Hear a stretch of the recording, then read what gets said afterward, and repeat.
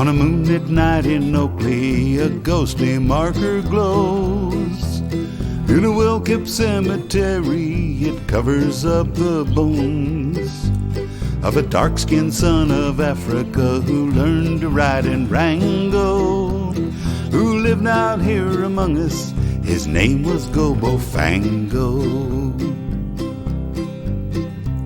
His dying outcast mother left her baby in a tree, who was found and kept from starving by the Talbot family, who took him to America and hid him from the slavers, and out to Salt Lake Valley where the kindly Mormons raised him.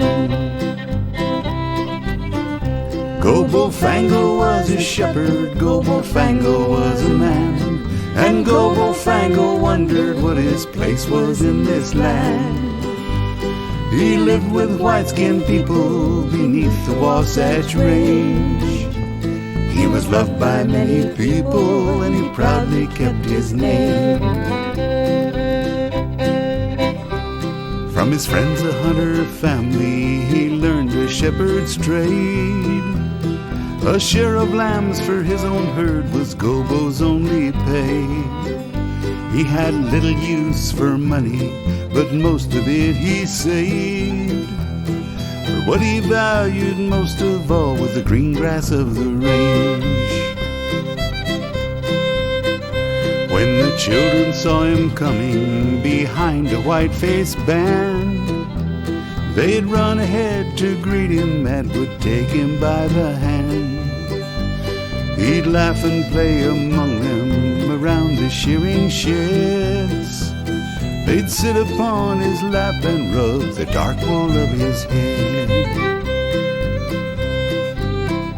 But the Civil War was ending and another had begun, out on the western ranges where false tales had been spun. How the grazing of the woolies could ruin all the land, and the men who ran the cattle believed it to a man. What with man's hot-tempered nature, it could have been foreseen that fistfights left to shooting wherever grass was green. And for Gobo it was risky for a man whose skin was brown to be caught alone on Goose Creek. His blood could soak the ground. Frank Betke was a cowman who was checking on his herd. When he saw Gobo's wagon, he gave his horse the spur, and in a fit of anger he shot poor Gobo down and left him there for dead as he headed off to town. But Gobo wasn't done yet. He stumbled and he crawled. It truly was a miracle that he could move at all, leaving red streaks on the sagebrush from his many bullet wounds, till he reached Walt Matthews' homestead, the kindly folks he knew. He only lived a short time, but the tale that he told was of a brutal murder that happened unprovoked.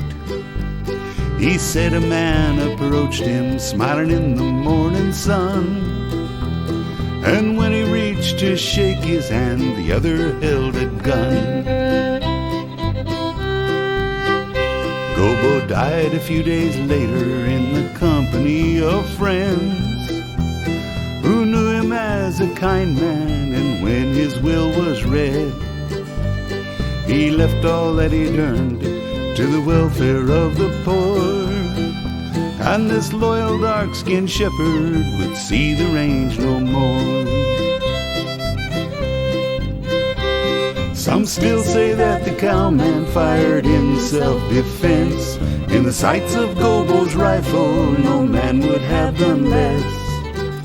To this day it's still debated, though the truth has long since passed to the Oakley cemetery buried deep beneath the grass.